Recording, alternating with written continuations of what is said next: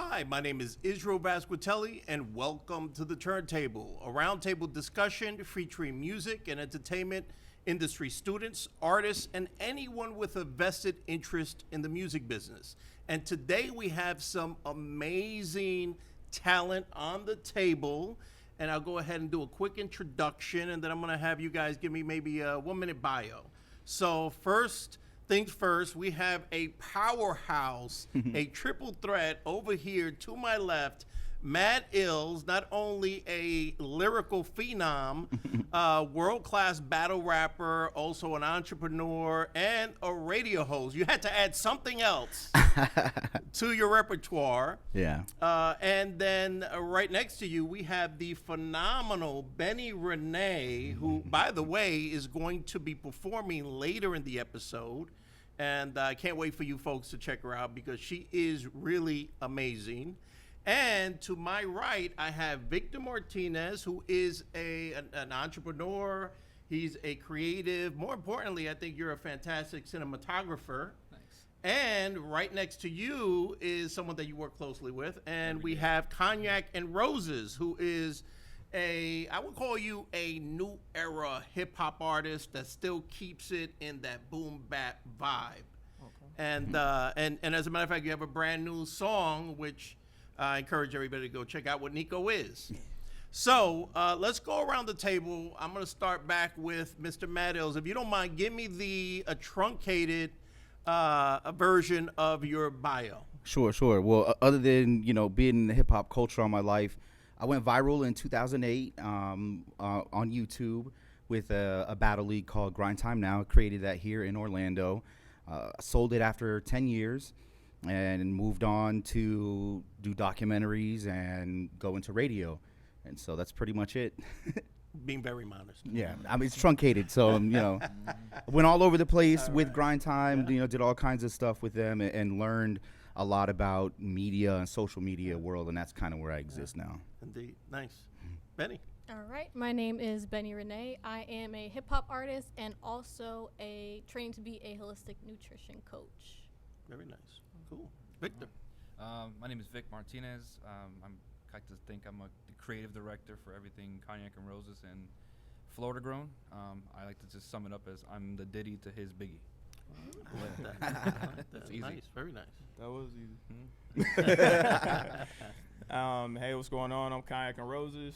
I produce, songwrite,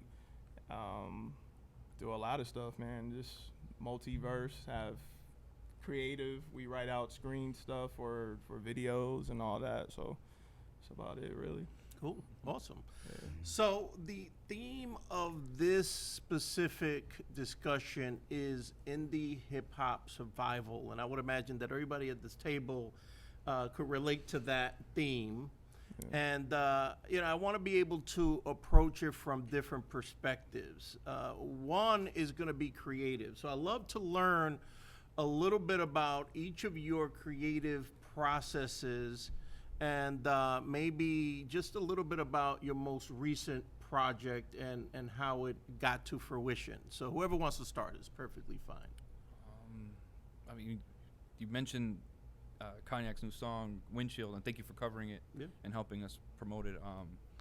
We did a song with, I'm speaking for you, sorry. We did a song with Nico Is, and I was there when they recorded it and they filmed it, and then I'm just, while they're creating it, I'm trying to figure out how am I going to brand it, how am I going to make a marketing campaign around it. I think that's a creative process, I believe, and that's where I get the most fun out of it.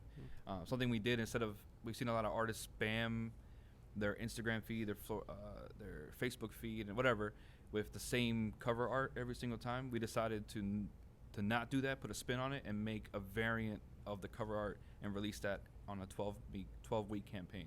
So we did a Family Guy version of our artwork. We did a Simpsons inspired, Rick and Morty inspired, just like a comic book would do variants, to keep the attention going and just to be different. Yeah, very nice. No, and it definitely got my attention, and I think you did a great job on the branding with that. Yeah, very nice. And you got some pretty, I think, important people's attention on top of that, right? Yeah, thankfully, yeah. So what about you, as far as the artist perspective and the songwriter perspective? What's your process, and what did it take for you to get through that latest project you've worked on? I mean, I never walk in thinking about what I'm gonna do. You get what I'm saying? Like, I just walk in and I it's almost freestyling everything. You know, I start freestyling the hooks, or I just vibe with the other artists. Like me and Nico, we always have like great communication. You know what I'm saying? I just earned a new friend in life. You know what I'm saying, from that process. So everything was genuine. All the vibes were there. I just walk in there and I get it done. That's what I do. I have fun with it. First thing first, I have fun with it, and then I go from there. And that song was recorded where, if you don't mind sharing? We recorded it at Studio 18. Okay, awesome. Yeah. Very nice. Mhm. Very cool. Yeah. Yeah. We've had Connor and also some of the engineers, Terrence, Yeah, I know and Terrence. also AP Family. on this very table. So Yeah. very Family. very Yeah. familiar with them. Yeah. And then in regard to the video, what was the timeline for that video?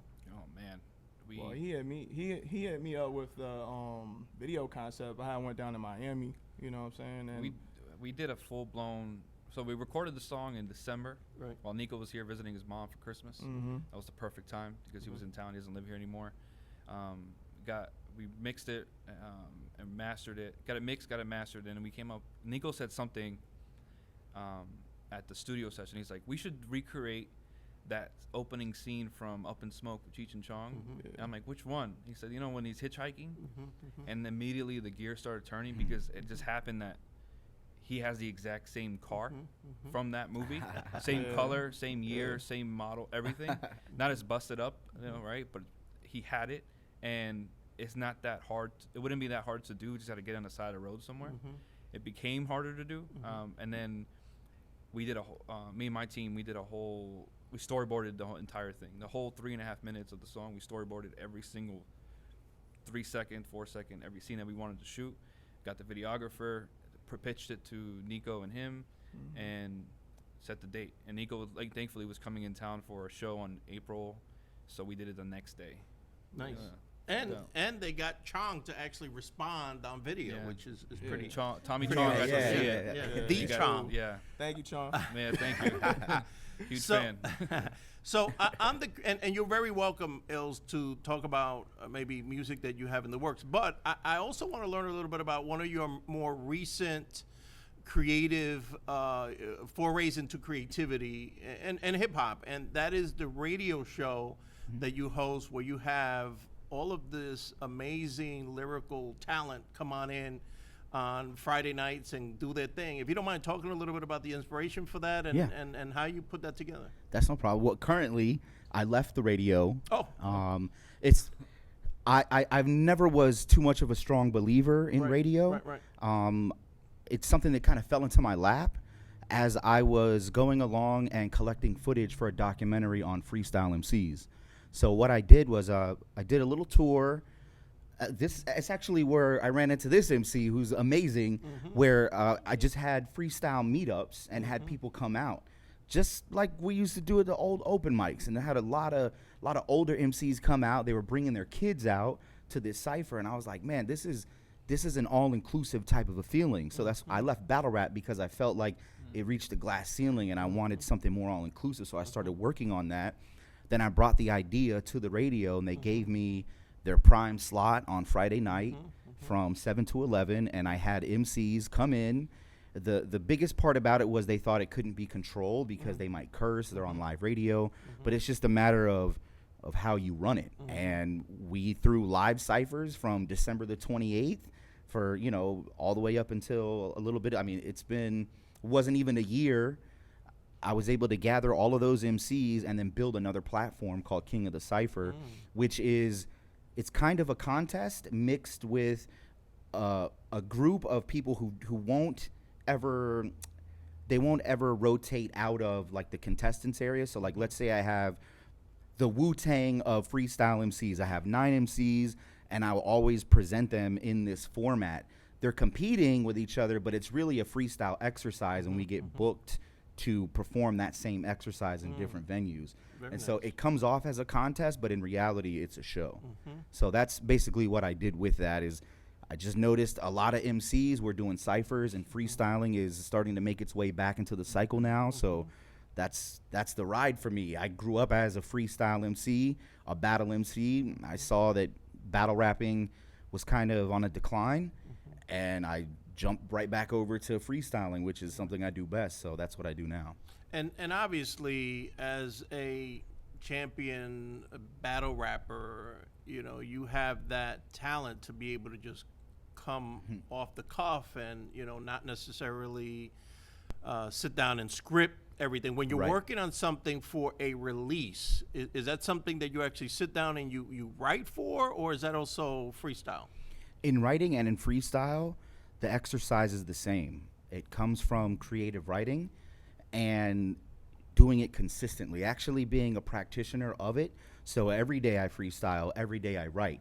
If I'm sitting down to try to write some music, I'll put a beat on and I'll freestyle to it until I'm writing something down.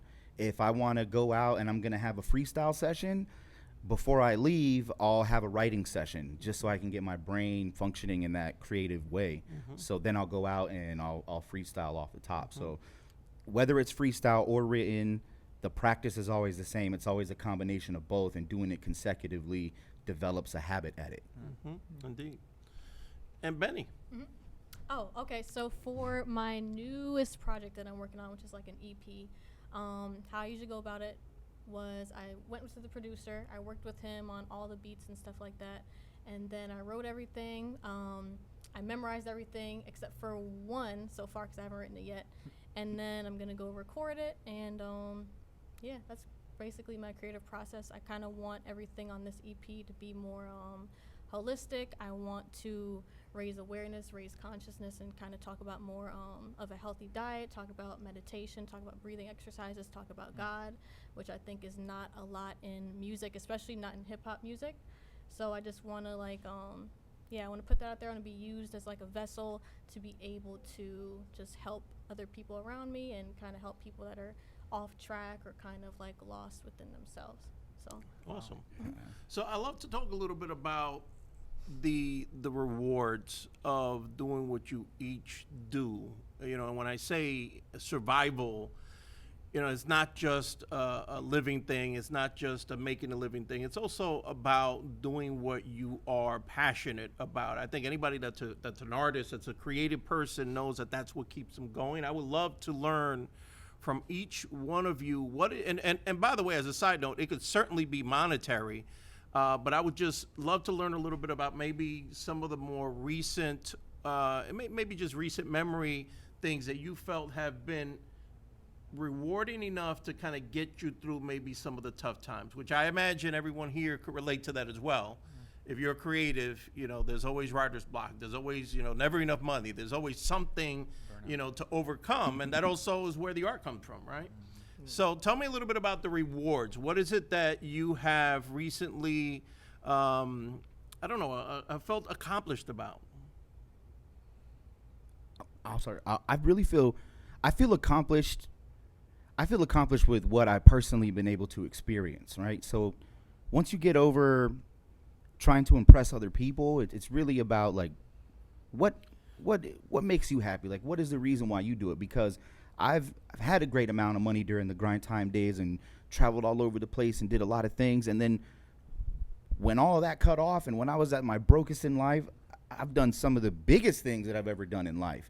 And for me, it's just be able to create a story, you know, for myself, a legacy for when I pass on. Like my kids, my family can all remember what I did. You know, once you're gone, you're not gonna be remembered by how rich or how broke you were. You're gonna be remembered by what you actually did in life.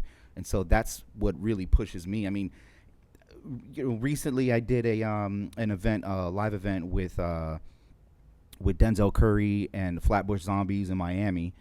It was broadcasted. We did it through Complex, and they had it streamed all over the place. And that wasn't even for that much like money, to be honest with you. But Red Bull calls me, and they always have something, as long as it's creative. I mean, they were in a wrestling ring. They had people wrestling, and then the Flatbush Zombies and Denzel Curry actually got in the ring with each other, and I'm the referee trying to kind of like hold them back. and what they did was they just performed songs at each other, and there was mosh pits all over the place. You know, there was 2,000 people in the crowd going crazy, and it's being able to create those types of feelings and environments that's really a big payoff for me, because when you feel like you're living inside of a dream, that's the payoff. That's the payoff. I mean, for some people, getting a whole wad of cash, they're like, oh man, this is a dream. Like, that's a payoff as well. But when you're in that moment and you're like, man, this is crazy. Like, this has nothing to do with money. It has nothing to do with any of that. It's the entertainment that you're able to provide, but also be in it at the same time. For me, that's the biggest payoff. Awesome. Okay, and kind of to build off of what he said, it's kind of all about like the journey. Because if you're not doing what you're passionate about, then what are you going to be doing? Like working a job that you're not happy with just because it's comfortable and just because you're making like decent money to get by. It's not really going to pay off in the long run. And this whole, I think, life is about like experience. So you might as well make the most out of it. Whether you go to this point and you fall and then you get back up again, you might as well just make the most out of why you're here. Awesome. It's deep. It's I so think deep. it was rewarding when we did Rose Fest, and then we had it at Sound Bar in downtown Orlando, and then we had some people coming up. It's either coming up to me or coming up to him, and you know, they're just talking about how they view us as individuals in the community, you know, and I just felt like that was an achievement in itself. Like, yeah, we don't have like 50,000 people there, but just having, and it was sold out, you know. This was our second year doing the event, and our whole thing about doing it was just bringing the community together and finding dope artists. Mainly, we were like, all right, what are these goals? In 2015, when we started, we were like, what are these goals? And we wanted to have a headlining show. Like, all right, we got a headlining show downtown. That's when we know that's a milestone we want to hit. And then we started working with promoters downtown and other. And we just didn't like the quality of show, so we decided let's just do it ourselves. And we built this show. Or he's headlining, but we built this show. We booked the artists. We picked the venue. We picked the staff. We who runs the music, who runs the lights, pick the DJ, and how you run and operate. Oh, and marketing the event. Wanted to look good, not be about the promoter. You know, a lot of promoters have their face in their events. I wanted to be about the event more so, and that was a big milestone for us. That's awesome. Yeah, That's phenomenal. And I think most of you alluded to this idea of community, right? And impact. You create your art, and ultimately, I think one of the biggest payoffs is when it has impact. I'd love to learn a little bit about where do you feel that you gain the most traction, the most opportunity to connect with your people? Where do we gain it? Yeah. Is there a platform? Is it maybe the live space? We're just going through that right now because with the windshield campaign for the new song, like we have a really good engagement online and social media, Facebook's our email list, Facebook, Instagram. It's been great. Our audience has really gotten behind the campaign. But we're like, we need something more tangible. Like, I want something where they can touch and be a part of, not just look at it. Right? It's one way. So something we're doing, and we have 11 days to pull it off. But we're gonna do like in MegaCon, they bring in the DeLorean where you can take pictures with somebody in the DeLorean. We're gonna bring his car into a studio. And we're going to set up a whole windshield booth and then have shirts and have the car take pictures, have the music playing, something tangible that no artist I've seen do. Right. And we're going to test it out now in about 10 days and then bring it back for MegaCon. Very nice. And no one knows who he is in MegaCon, but they will. They'll something different. They can touch the car and hopefully not too much, but they can see it for their hands, not just be one way. We need to be two ways. They can touch it and see it. Very cool. Awesome. Yeah. I would say online, but I think it's better to build something where you can speak to people in person and kind of get in contact with people in person, because online and social media is great. It's a way to reach all different types of people, but it's like not the same as like human communication, like physical conversation. I think I notice a lot of like younger generation these days. They're not even like able to have like a regular conversation with like eye contact and stuff like that. So they're like far like off where we're supposed to be. Yeah. So so yeah, I would want to build something where yeah, I can reach out and have an impact, like maybe to like the kids, especially our younger children, our young girls, and our women, especially. So Very nice. Yeah. I would say nowadays your biggest traction is going to be online, especially with ad buying and target marketing. That now there's an exact science to finding your target audience. I also find that festivals can really help you. A lot of artists will get booked for festivals, or they'll go and perform at festivals, and all they'll do is basically just perform. There's so many different opportunities at a festival. I got out of actually performing a set at a festival and started reaching out as a host. And so I was able to host Rock the Bells, Pay Dues, South by Southwest, Coachella, and all of these festivals. I'm up on stage the whole entire day. So my social media will see a bump. The content that's being produced is a lot greater than being up on stage only for 30 minutes to an hour. That and the social media is what really did it for our movement came out of the whole YouTube. YouTube came out in 2006. In 2008 we went viral, so we were on the first like wave of the YouTube celebrities that were coming out at that time. And that was all organic. There were no ads bought during that 10-year period. We didn't buy any ads. We had 130 million views. All of it was organic. And so that really helped us out. But what we did, as soon as we got that bump, I was getting us booked at festivals. It was about festivals and just being in front of the public eye for as long as you can. And a lot of people will blow up online, like she was saying, behind closed doors, but then your social skills are gonna take a huge dump from that.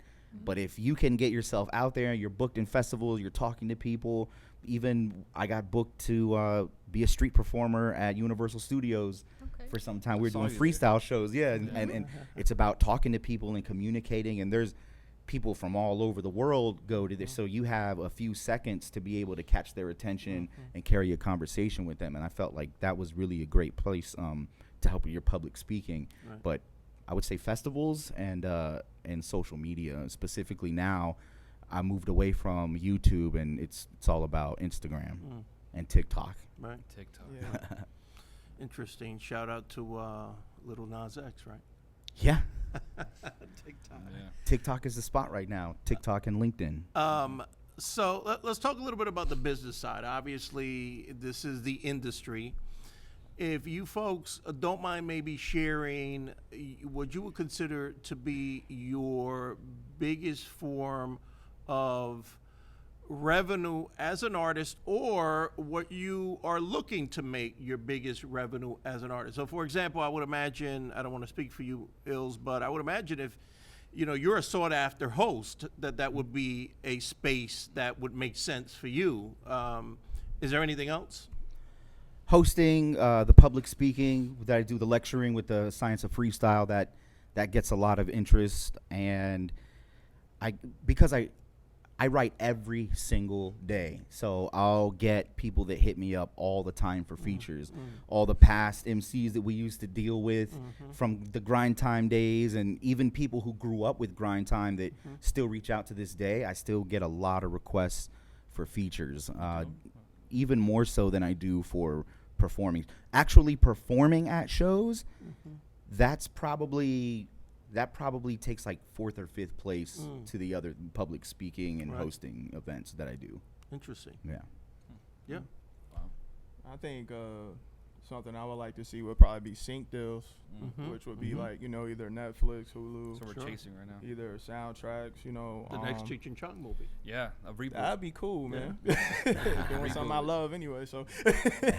But, that would be amazing. And, probably just songwriting for other artists. Just because my style is just so widespread. Indeed. I've seen rap, like I said, so it'd be cool just to be sitting next to another artist, and I'm just helping them build their catalog up or something like that. I think that would be fun. That'd be great. Yeah. And for you, production or something else?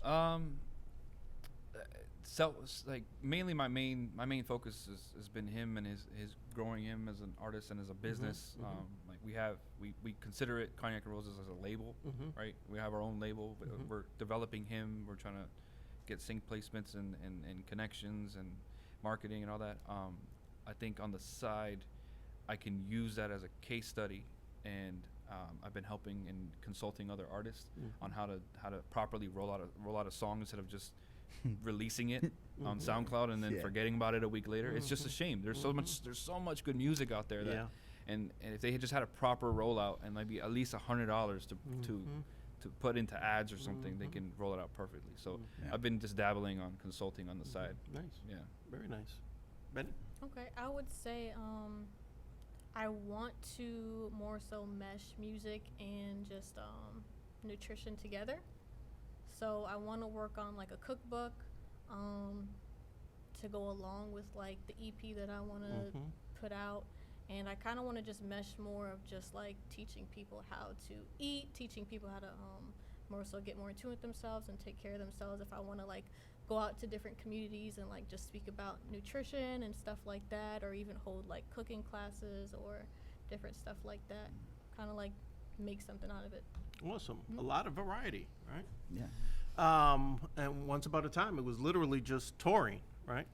So I want to do a lightning round, if you folks don't mind. I would love to go around and just get a little tidbit for somebody that's watching right now that needs a little bit of creative inspiration. Could be anything. What do you have for them? Just to drop a jewel. I would say that you don't need what all these people tell you that you need. You don't need to be on radio. You don't need to be streaming on a million platforms. Like, all you really need is 1,000 people that are willing to buy $100 of merchandise from you in the period of 1 year to make a great living for yourself. So for people to believe that there's all the, I know we all want to reach the masses with our messages and stuff like that, but I mean, if you'd be comfortable making a 6-figure salary off of just 1,000 people, why not? I mean, most artists that are out there have over 1,000 followers or getting approaching that, but they're not really building the relationships with their followers. And I would just say that it doesn't take that many people. Great advice. Yeah. I would say just do it.